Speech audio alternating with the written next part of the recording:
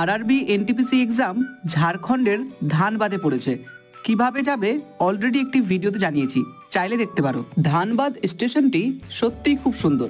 চারিদিকে তুমি যখন তাকাবে এত পরিষ্কার পরিচ্ছন্ন দেখে তোমার মন সত্যিই ভরে যাবে। স্টেশন থেকে বাইরে বেরিয়েই যেখানে টিকিট কাউন্টার রয়েছে সেখানে গিয়ে জিজ্ঞেস করলাম ডরমিটারি রুম পাওয়া যাবে কিনা, কিন্তু সেখান থেকে জানতে পারলাম যেহেতু আমার টিকিট কনফার্ম নেই সেহেতু ডরমিটারি রুম পাওয়া যাবে না। তারপরে বললাম স্টেশন চত্বরেই ঘন্টা বেসিসে টাকা দিয়ে রুম পাওয়া যাবে কিনা, বরং সেখান থেকে বলা হলো আপনি বিনে পয়সায় এসি রুমে রাত কাটাতে পারবেন। ওনাদের কথা মতো অর্থাৎ পুছতাছ কেন্দ্রের একটু সামনে এগিয়ে ডান দিকে একটি গলি রয়েছে। গলি ধরে এগিয়ে যেতেই দেখি মহিলা এবং পুরুষদের জন্য আলাদা আলাদা ওয়েটিং রুম রয়েছে এবং সেই ওয়েটিং রুমেই তুমি বিছানা করে নিজে সারা রাত থাকতে পারবে।